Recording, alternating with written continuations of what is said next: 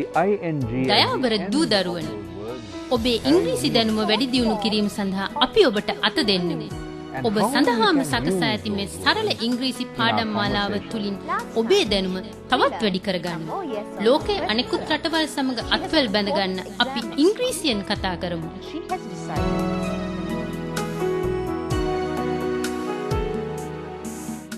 There are many things that you do, and there are many things you don't do.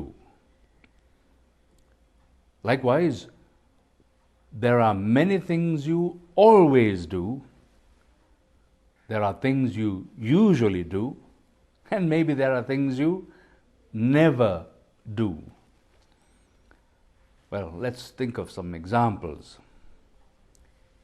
You always wake up at 7 in the morning.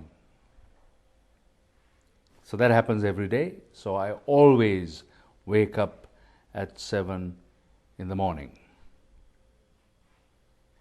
Then you could say, I never go to sleep after 10 o'clock at night. Never go to sleep after 10 o'clock at night. So these are words that offer comparisons and also tell us what you actually do. You usually have lunch at 12:30, which means sometimes you have lunch at 12, and sometimes you may even have lunch at 2 o'clock, but usually at 12:30. So these are expressions that we use to indicate time and indicate what you do and what you don't do. There's another term that you can think of, and that's often.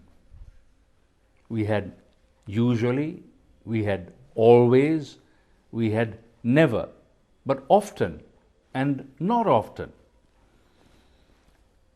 Think of what you might do on a Saturday.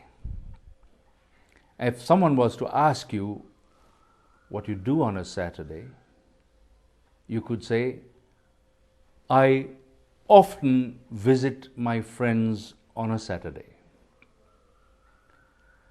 Maybe there is something you like to do, but it is difficult to do, and that is to travel to a different part of the country or visit friends far away from your home. So you could say then, if that is correct, on a Saturday, I don't often go to Kurunegala, which is some distance from where you are. I don't often. But if it is close by to your house and you are visiting a friend every Saturday or many Saturdays, you say, I often visit my friend nearby on a Saturday. So that's another word or set of words that we can keep in mind. Often, not often. And while we are here talking about things people do, there are also those why, what, where, and when questions, or even how much, that we can ask. And when we ask those questions, the answers that we get will help us to know what people do. So think of how you can use the what, where, and the why questions, and how much. Well, you have the opportunity to think about that, but also some fine advice and counsel and instruction you're going to receive in the next moment or two. So stay with this and learn more. Hi, do you remember the present simple tense? The present simple tense is used to talk about activities and things that are generally true. For example, take the verb play. I play cricket. When you talk about yourself, the verb is used as it is. But when you talk about another person, remember to add an S to the end. I play, he plays. I walk, Sunil walks. There are some verbs that you add an ES to. For example, I teach becomes he teaches. I wash, she washes. I go, Sunil goes. Now don't forget to replace verbs that end with Y to the form IES. For example, I study, he studies. I cry, the baby cries. Now have is a special verb that changes to has when you talk about someone else. I have a pencil, Mala has a pencil. When we talk about things that are not true, we use the negative form of the verb, such as I don't have a pencil, or I don't walk to school. However, when we talk about someone else in the negative, we use doesn't. For example, he doesn't have a pencil, or Mala doesn't have a pencil. In the same way, when you ask questions and answer them, use do and don't. Do you play cricket? Yes, I do. Or no, I don't. Remember to use does and doesn't when the question is about another person. Does he play cricket? Yes, he does. Or no, he doesn't. Now we move on to where, what, and how questions, which you can practice with your friend. Where do you live? What do you eat for breakfast? How many languages can you speak? When you ask questions about someone else, you have to remember to replace do with does. For example, where does Mala live? Or what does she eat for breakfast? How many languages does she speak? Next, we have frequency words like often and usually. They are used to talk about what you do repeatedly, that is, over and over again. Let's look at a few examples. I usually walk to school. I don't usually walk to school. I usually go by bus. I always walk to school.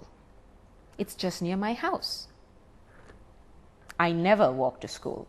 I live too far away. I sometimes walk to school and sometimes I go by bus. Let's take a bit of time to consider a couple of phrases. Here's the first one. Come round. Come round. These two words together form a phrase, and there is a special meaning to that phrase. Come round. Although there is nothing to do with the shape round, we can invite a person to visit our house. And you could say, come round to my house. But it doesn't matter how the person travels, whether it is on the road or comes by way of the gate or even jumps over the wall. It doesn't matter. It's nothing to do with the shape of the roadway or anything. Just the fact of coming to visit. We use the phrase, come round. Then, for instance, a person could fall in a faint, become unconscious. Maybe they were running very fast through a jungle area, and then the person maybe fell down and hit his head on something and fell a little unconscious and was lying down. You might wait for the person to regain consciousness or to wake up again, and then ask, well, we've been wondering when you would come round. The idea is, we were wondering when you would wake up, come round. So we have two meanings to that phrase. Here's the other phrase, and that is, make a bed. Make a bed, or make the bed. That's an interesting term because this is not about carpenters building or making a bed in their workshop. No. Make a bed has the idea or meaning of arranging your bed. Make a bed. After you have slept in it in the night and you rise in the morning and get off the bed, one of the first things you might want to do, if you're a neat and tidy person, is to make your bed. Arrange it. Pull the sheets tight and reshape your pillow and make it look nice rather than all crushed up and looking untidy. No. Shape it, tighten the sheets and pull it and tuck it in on the sides. You have made your bed. Or that's how you make a bed. So make a bed has the idea or meaning of setting it straight and making it orderly.